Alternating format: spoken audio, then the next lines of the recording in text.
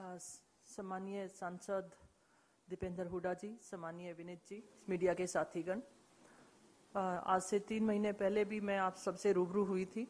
आज फिर उस मुद्दे को लेकर हम आप सबके सामने हैं। देश की वो प्रतिभाएं जिन्होंने देश के तिरंगे का मान रखा, राष्ट्रगान विदेशी धरती पे बजवाया और जिस दिन वो मेडल लेकर हमारे देश में पधारी, पूरे देश को गर्व था। मैं बीजेपी की सरकार से पूछना चाहती हूं कि बेटी बचाओ बेटी पढ़ाओ ये स्लोगन क्या सिर्फ स्लोगन था? और इन 3 महीने के कार्यकाल में तो मुझे सिर्फ स्लोगन नजर आता है। उन बच्चियों ने मौका भी दिया सरकार को कि उन्हें न्याय मिले, लेकिन 3 महीने तक कुछ ना हो पाना मेरे को लगता है कि हमारी बेटियों को आगे न बढ़ने की मंशा इनकी दिखाती है।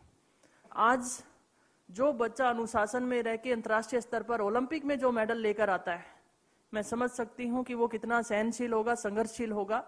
और आज उनके आंसू बता रहे हैं कि वो कितनी पीड़ा से गुजरे हैं।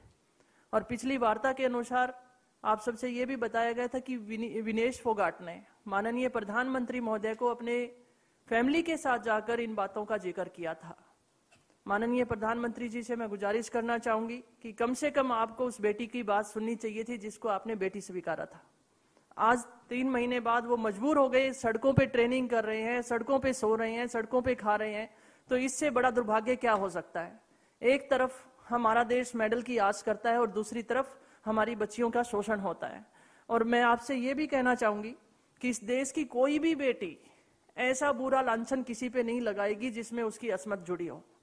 ये हमारे देश की गरिमा रही है और मैं उन बच्चियों की हिम्मत की दाद देती हूं जिन्होंने आने वाली पीढ़ी को एक सही रास्ता दिखाने के लिए, आने वाली पीढ़ी का शोषण ना हो उसके लिए वो आगे आई हैं।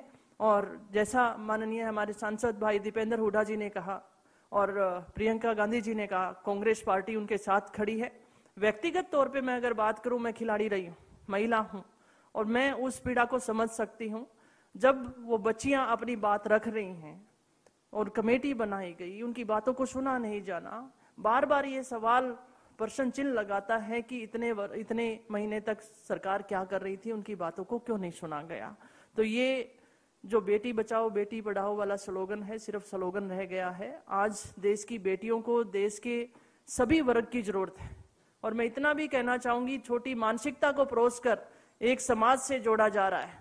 जिस दिन वो पदक जीत कर लाते हैं तो वो देश की, भारत की बेटी होती हैं। और आज इस घटिया मानसिकता को आगे परोस कर इस प्रोटेक्शन को जब कमजोर करने की कोशिश की जा रही है, तो मैं कहना चाहूंगी कि ये उस हरियाणा की बेटी हैं जो किसान वर्ग से जुड़ा हुआ है, खून पसीने की कमाई से देश का पेट पालता है। ये पीछे हटने वाले नहीं हैं, न्याय के लिए लड़ते रहेंगे और न्याय हम प्राप्त करके रहेंगे।